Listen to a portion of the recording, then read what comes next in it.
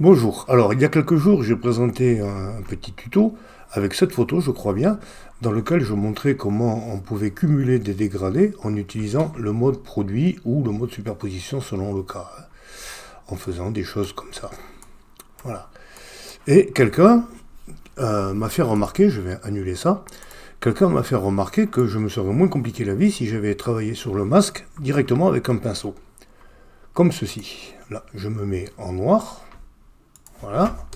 Je réduis la taille de mon pinceau et je dessine. Alors c'est vrai, mais il peut y avoir des avantages à travailler avec un dégradé. Là par exemple, voilà, si on regarde le masque, eh ben, je suis avec un bord qui est quand même très net, même si je suis avec une dureté de pinceau à 0%, je trouve que c'est encore très, très net, je voudrais avoir un dégradé plus large. Le problème c'est que si j'agrandis mon pinceau pour avoir plus de dégradé, ben, je vais déborder jusque là dans les arbres, dans l'herbe, là où je ne voudrais pas. Et c'est là que ça peut être intéressant de travailler avec un dégradé. Je vais vous montrer comment.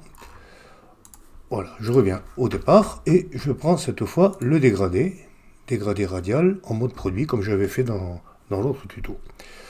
Et en traçant un dégradé, vous voyez que là je peux jouer beaucoup plus souplement qu'avec la brosse, avec le pinceau. Je peux jouer sur le dégradé, je peux être beaucoup plus souple, je peux même revenir dessus comme ceci.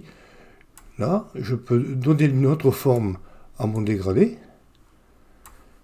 Il y a des avantages dans certains cas à travailler avec un dégradé plutôt qu'avec une série de, enfin avec une série de dégradés, de petits dégradés plutôt qu'avec un gros coup de pinceau. Voilà, c'est surtout ça que je voulais vous montrer aujourd'hui. Voilà, avant, après, comme ceci, parce que c'est beaucoup plus souple au niveau du dégradé. Voilà.